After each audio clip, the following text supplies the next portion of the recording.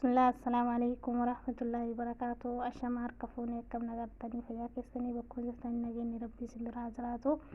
Har'allee viidiyoo takkaa walitti deebine inshaallah akkuma baratame viidiyoon kee kaadhaallee baay'ee gabaabaadha, baay'ee xiqqaadha jechuudha. Akkamitti kurraaxaa mana keenya keessatti akkamitti akka killee wajjin itti dalannu jechuudha.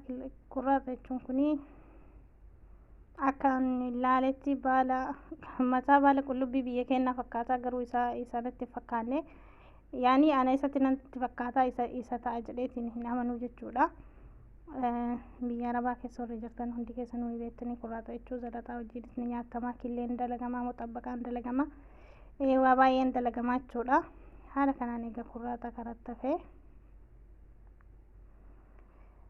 diqqeessee karatti hafa jechuudha.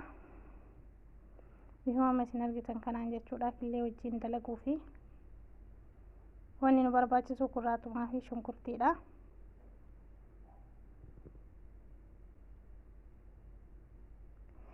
Haala kanaan egaa karatti hafee kun amma shunkurtiin karatti hafadha. Shunkurtii fireen takka nageetti jechuudha. Isinillee naga isin barbaachisu laaltanii akkaataa namni isin biratti argamu sun baay'eedha moo nama xiqqaa yoo ta'e xiqqeessitanii dalagdanii jechuudha.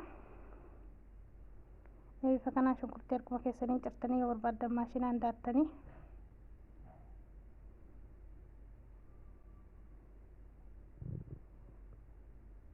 kana fakkaataa kun shunkurtii ciree ka'ee asitti killee sadii qopheeffadhee jira. Qimamii mushakkalaa, kosbaraa, sooqidda akkasuma irdii xiqqoo isii filfil aswad isa jedhamu san qonda barbaree jechuudha. Shunkurtii kurraaxa karatti hafama killee sadii bakka kana qopheessee amma maxbashaa fudhadhee gara ibiddaa deemaa jechuudha. Zayituuna fayyadamee zayituunaan qollaana.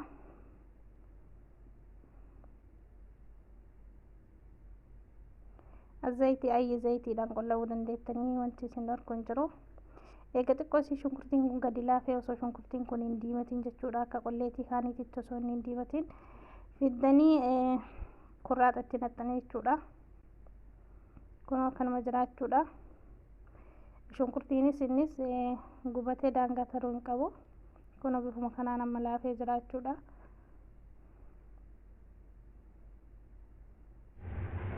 Deddeebitanii tumaan waliin dhooftanii maayoonii keessanii kan qopheessitan san hundumaayyuu itti naqxanii jechuudha. Soogidda jettan akkasuma hundeessa.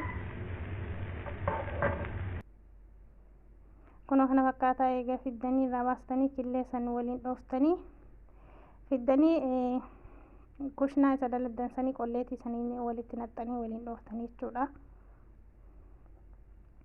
Kunoo bifa kanaan jechuudha.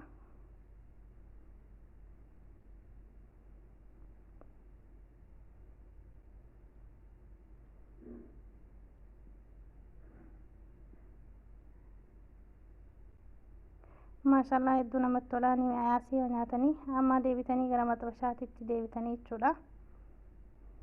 Maxbashama duratti qorlaatan sanii jechuudha. Haala kanaan bakka tokko itti buuftanii akka nama qixxaa godhuuti jechuudha. Ni diddireessitanii jechuudha maankaadhaan.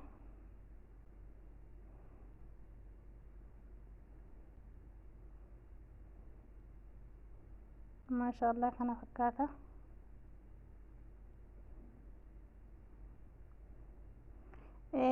Maxbashaa caafii isaa qabattanii diriirsitanii jechuudha. Wanta maankaarraa hafee jechuudha. Erga maankaadhaan diriirsitanii kaatanii itti gadaaddanii dhiistanii jechuudha. Maashaallah kana fakkaata. Kun qixxaa fakkaatti.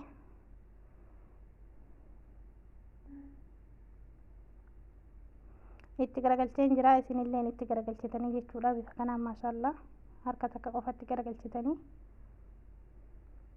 maashaallah kunoo bifa kanaan saanii irratti baasee jira. Bakka afurii murtanii jechuudha.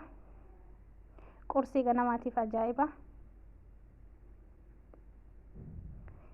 Sandawishii godhachuu dandeettanii, kubziidhaan nyaachuu dandeettanii, waan barbaaddanii shaayii keessatti danfifattanii nyaachuu dandeettanii jechuudha. Kunoo bifa kanaan bakka afuritti muree jechuudha. Waan biraallee bira dabaltanii nyaachuu dandeessanii. Kana fakkaataa isiniin jedhaa. Yoo isinitti tole laayik, sabiskiraayib gochuudhaan maamila kiyya dabalamaa isinii jira warroonni dura na wajjin jirtan hedduu galatoomaa, warri maamila kiyya hin ta'inis koottaa maamila kiyya ta'a. Kana fakkaata viidiyoon kee kaadhaa kana fakkaata. Hanga viidiyoo biraatiin walitti deebinutti